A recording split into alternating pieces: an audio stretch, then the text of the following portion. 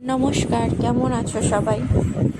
আজকে বানাচ্ছি চাল কুমড়ো পাতা দিয়ে চিংড়ি মাছের ঝাল, আর সেটাই তোমাদের সাথে শেয়ার করছি। ভিডিওটি শেষ পর্যন্ত দেখতে থাকো। পাতাগুলোকে আমি ভালো করে বেছে নিয়েছি, এবার আমি এগুলোকে কেটে নিচ্ছি। পাতাগুলোকে আমি কেটে নিয়েছি, এবার এটাকে ভালো করে জলের মধ্যে একটু ধুয়ে নিলাম।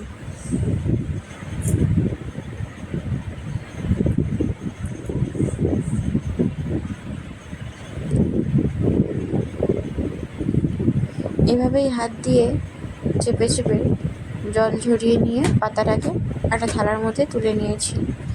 এরপরে মশলার জন্য এক টুকরো আদা, এক টুকরো রসুন আর দুটো পেঁয়াজ কুচি নিয়েছি।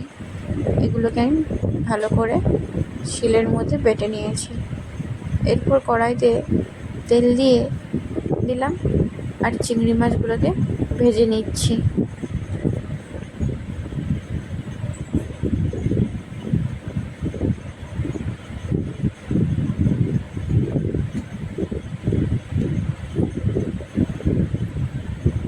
চিংড়ি মাছগুলো আমার ভাজা ভাজা হয়ে গেছে, এবার আমি এগুলোকে তুলে নিচ্ছি।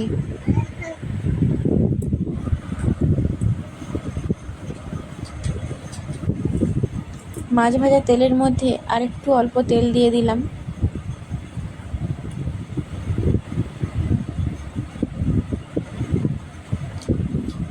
তেলটা গরম হয়ে গেছে, এবার এর মধ্যে পেঁয়াজ কুচি দিয়ে দিয়েছি। পেঁয়াজ কুচিটা ভাজা হয়ে গেলে এর মধ্যে আমি শাকটা দিয়ে দেব।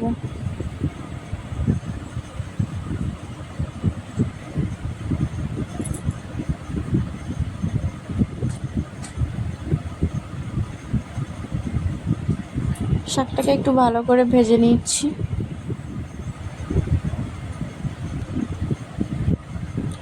শাকটা আমার ভাজা ভাজা হয়ে গেছে, এবার আমি এর মধ্যে পরিমাণ মতো হলুদ দিয়ে দিচ্ছি।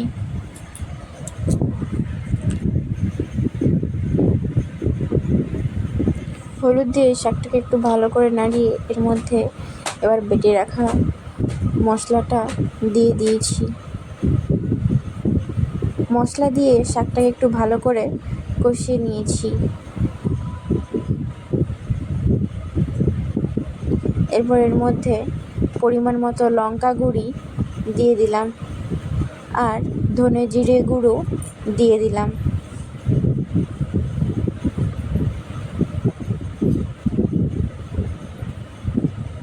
এরপরে মশলা করে রাখা জলটা দিয়ে শাকটাকে একটু কষিয়ে নিয়েছি।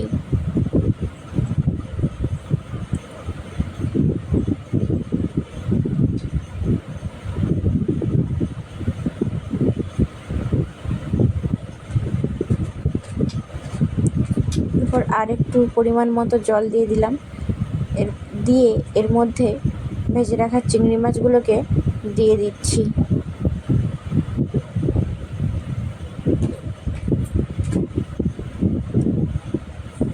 এরপর পরিমাণ মতো জল দিয়ে দিলাম। এটা ফুটতে শুরু করেছে, তাই এর মধ্যে স্বাদ মতো নুন দিয়ে দিয়েছি।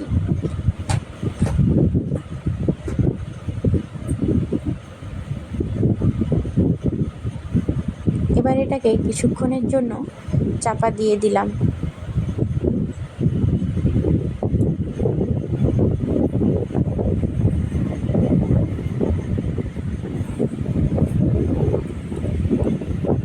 জলটা প্রায় মরে এসেছে।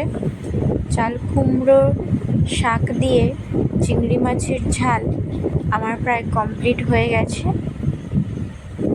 এবার এটাকে আমি নামিয়ে নেব। এই চাল কুমড়ো পাতা দিয়ে চিংড়ি মাছের ঝাল খেতে সত্যি দারুণ লাগে। তোমরা বাড়িতে ট্রাই করো। আর উপর থেকে কাঁচা সরষের তেল ছড়িয়ে দিলাম। এই চাল কুমড়োর পাতা দিয়ে চিংড়ি মাছের ঝাল খেতে সত্যিই দারুণ হয়েছিল। আমার খুব পছন্দের একটি রেসিপি। আর হ্যাঁ, তোমরা যারা যারা অবশ্যই চিংড়ি মাছ খেতে পছন্দ করো তারা একবার হলেও এই রেসিপিটি ট্রাই করো। ভিডিওটি শেষ পর্যন্ত দেখার জন্য অসংখ্য ধন্যবাদ। আর হ্যাঁ, অবশ্যই লাইক কমেন্ট শেয়ার করতে ভুলো না বন্ধুরা। দেখা হচ্ছে পরের একটি ভিডিও।